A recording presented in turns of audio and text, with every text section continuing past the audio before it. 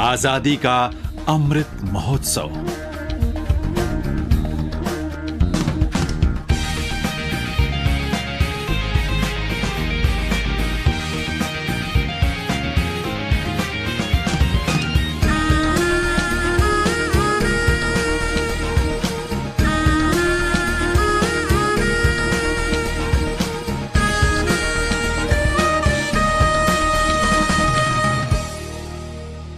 खा नोंपोक एशिया लमदमदा पिकटकना मगुन चाउना मसेक मंगाल गलोइनना मणिपुरना चही लिसिंग कया निंग तंबलेबाक ओइना पालखी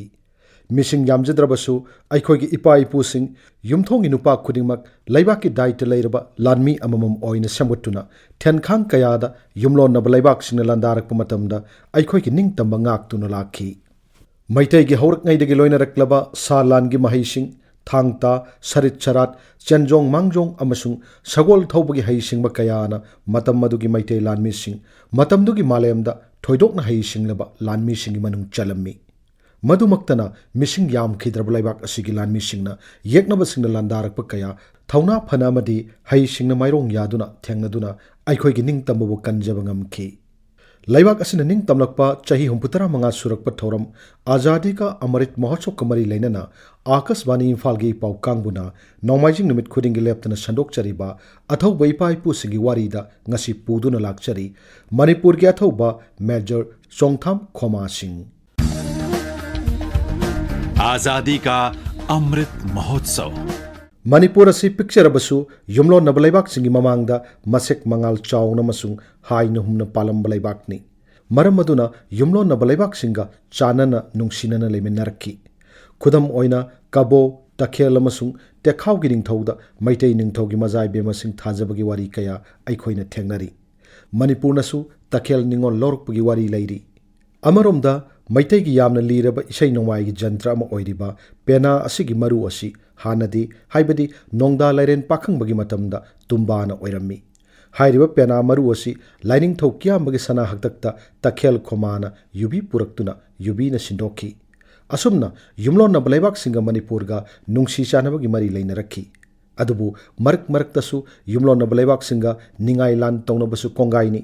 लैबाक असिगी नोंगपोकलोमदा लैबा हौजिकना म्यांमार मतम अमदा मैतैसिंगना अवा नत्रगा कबो कौनरंबा चाउख्रब लैबाक असि फावबा मैतै निंगथौसिंगना तखाइदुना अमसुंग खुदुम चनसिंदुना मैतैगी थौना अमसुंग सा लांदा हैसिंगबा दु उत्तुना लाखी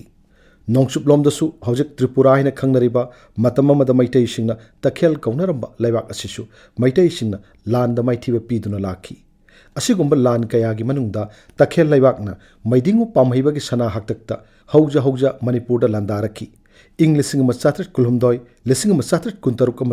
1975 हंजिन हंजिन लांदारखीबा खुदिंगदा मैतै लानमीना तखेल लानमीबु माइथिबा पीखी इंग 1973 की तखेल लान असिदी यामना अकनबा लान ओइबता नतना मतम अदुमक्तदा अवादगी मणिपुरदा लांदारखीबना लैबाक प्रजा मिया मिपाइनखी लैबाक लानमीसिंगसु कदोम माइकैदा लान ngakkadagi haiba aruba tanpham ama oirami तंजा सिदा मैदिंगु पामहिबना लैबाक प्रजा मियामगी पुकनिंग फाथदुना तंगदु लैताना लेहनकी थौना फरबा मसुंग लांद थोइदोक हेंदोकना हैसिंगलबा मैदिंगुना लानगी लानथोंग निंगथिना सिंदुना मतम अमुक्तदा लैबाक अनिगी लानमीसिंगबु माइथिबा पीदुना मणिपुर मियामबु मिखा पोनगदबुदगी कंदुना इंग तपना लेहनकी तखेलगी लांदा यामना मरु ओइबा थौदांग लौखिबा लांजिंग लेन खरगी मनुंगदा मेजर चोंगथाम खोमासिंग अतोप ममिंग गंभीर सिंगसु पनबा याई लांद थौबा खोमासिंग सिंगमई चोंगथाम लैकाइदा पोखी चोंगथाम मयामपा अमसुंग उरिक खिनबम चनु अनिगी मचानुपा अहुमगी मनुंगदा खोमासिंगना ख्वाइदगी अहलनी इंग 1908 1994 फावबा मणिपुरदा मतिक मंगाल चाउना पानखेबा निंगथौ मैदिंगु पामहैबगी सना हक्तक्ता चोंगथाम खोमासिंग मेजरगी फम पुरंबा अथौबा लानमी अमनी मसिगी मथक्ता तखेल ngamba हाइबा लारिक अतुदा महाक असि उनबी पुकनिंग तप्पा अमसुंग लानथोंग सिनबा हैबनी हाइना सैथारी मतम अमददी मणिपुर असि सा लानगी लैबाक ओइरम्मी कंगलादा पालिबा निंगथौसिंगा चिंगी निंगथौसिंगा ओइरो नत्रगा अतोप्पा लैबाककी निंगथौसिंगाबो ओइरो लान सोकनबसि खुरक हांगलमदे मरम अदुना मसागी चही 15 हुंफू फावबगी मनुंगदा लैबा मैतै नुपासिंगदी मतम अयामबदा लानदा चतुना लैबा मरमना नुपा खुदिंग लानगी थौरांगदा लैरम्मी Maram asina nupasingna yenakha gi sajinda paitu amamam yanduna thamnei. Hairiba khaw aduda sana thaknaba polamsing haptuna thamnei. Maruoina changpak natraga uchina gi maru hapnei. Uchina asi khwaidagi maru oibagi maramdi lan haibasi numit kayani soknabasu yawi. Lan manungda chadabadi yade chak insang thongnabagi tanja laitaba matamda uchina asi phajana chamthoktuna sairong marumuk chawna tasillaga nungsada phauraga kanghanduna pui hai. Madugi maru adu mari manga charaga ising khara thaklabadi ngaihakki manungda popthoraktuna puk thalle amasung maduna arang khorangba poande hai. Madugi mathakta masisu oibajatni. Masigi mathakta arambaigi tendong amasung thangsang amasu yenakhada yanduna adumak thamnai hairi. Athauba Major Chontham Khommasing na matamaduda Lanjinglen oiduna lanpham kayada saruk yaki. Mahaki matamda Manipurna leibak manunggi tanatana atop leibak ka thengnakiba lan kaya thoki. Saitharol kumbabagi matung inna ing lising machatret kulumdoi lising machatret kuntaruk amasung lising machatret kunthra mangada takhel leibak ka lan thengnaki haina iri. Ing lising machatret kulumdoi da takhel na Manipurda landarakpagi maramdi takhel leibaki Udaipurda panba Anisuba Dharma Manikyana Mamangi Takhelna Karamdagi Loipot Tauba Takhel Lanmisingna Asum Sangsilakpana Moirangi Thangjing Chingda Lanban Chaduna Laire Habagi Pau Yorklabada Maitei Lanmisingna Makoiba Lan Thengnaki. Sahi adugi Kalen Thagi Kunma Pani Panba Yumsakasha Numitta Matamadugi Senapati Hobum Akongna Lusingduna Moirang Thangjing Tamna Langidam Kongshan Baduda Major Chontham Khommasing Major Nauroibum Sakthi Amasung Major Kumantham Luangba Ohumna Lanjinglen Oiduna Satki. Takhelna Landarakpa Matam Adumaktada Awanasu Manipurda Landaraklami. Nakan Anidagi Matam Amatada Landarakpaduda Laibak Miyam Mipainetuna Ha Kar Launarakpa Matamni. Matam maduda ningthau pamhaibana leibaki angam athoksing kaukhatuna lan thengnana warep laukibagi matangda lam asida thijilliba independent researcher Chontham Tombana asumna phongdokli akoigi ningthau pamhaibase haisingi yam magi mathuna asi leibaga loina mana hai senapati meyam kokhalle angam mathau meyam kokhalle mana darbar phami adaga mana hai meyam masi magi democratic oiba ningthau sigi machatuni ko akoi manipur gi ningthau je dictator kya oideba democratic oiba mana parjasing kokhallaga noigi mot kai pami lan suno sira lan suno gum sira kamai tawsige ai gi oinadi landa songadana chilab taradi soki mina hakimi aduga lan chilaga mina hatki taragadi jengna ban hatki taradi norok tarani nakoi myam mai thiba mi oidana mi gi minai oirani adunodi lan thengnaradi akoi sirasu sarakagani aduga ngamme mai pae akoi ningtam hingani aduna aidi lan se tamningi aiduga ai sidri bokti ai lan songnaramge aduga ai sigra tungda noi lan thungawra sunga noi to khallaga tawro aduga ai hingi geidi ai lan songnaramge man parja sing hai matamduda parja mayam se sina akhoi leiri ningtho akhoi leringada akhoi kadbui cheluni lan thingani na motivate phachana tawkib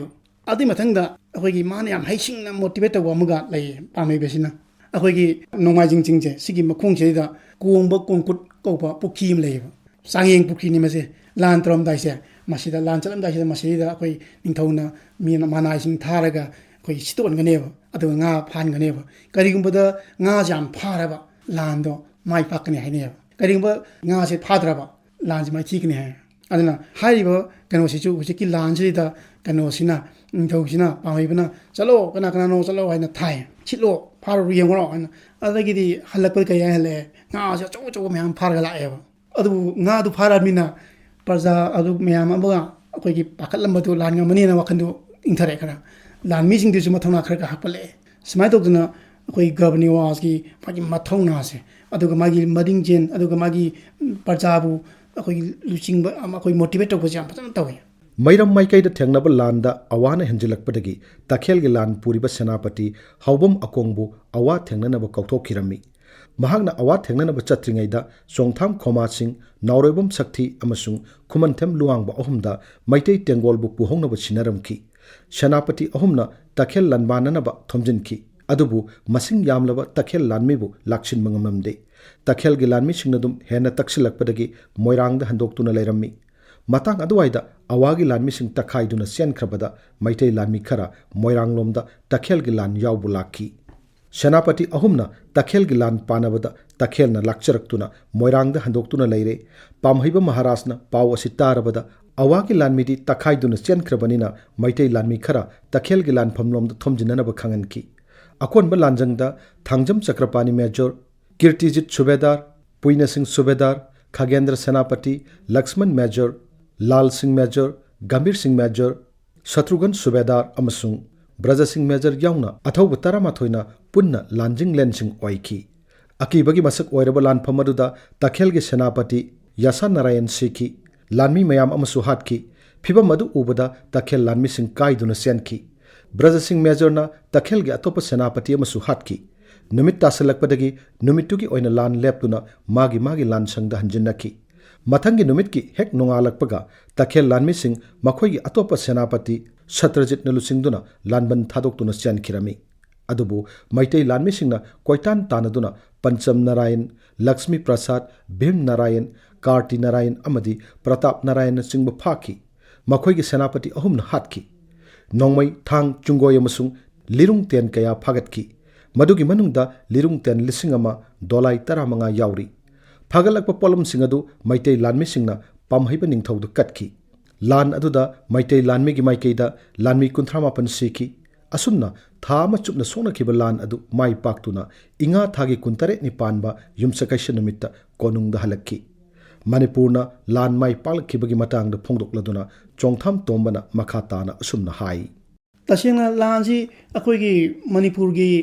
makaida akoigi mai pakpasi lairisi maram amani lei maruiba maram am hairgadi manipurgi di akoigi nakpanina kilometer khradane nifu mari mangadane ba akoigi gonungdagi lanmi thomjilakpa nangatuise aduna hairiba lanmi singe thomjilakpa ngamba aduga chengchak abtu watna le akoigi soknadana sokpan le atop lami group na sinbe yaba adagi nongalaga amadung faradum changbe yaba simai tong leiba aduga takhilgi lanmi di lam thapna lakpanina moigi lakhiba lanmi khado aduna reinforcement si makatan leite laibdu loire adu sokpo chan basum adagi chaningai thang sondarak pase moigi anau mohut sinab leita lan loirabada ningthau pamhaibana angam athau pumnamak kausinduna mathang manau naina phamanki magi landa thaukiba singadu yengduna manapi khamen chatpa pajeng piral resom phurit chaijonba saikakpa amasung lamthang khulakna singba piduna pukning thawatki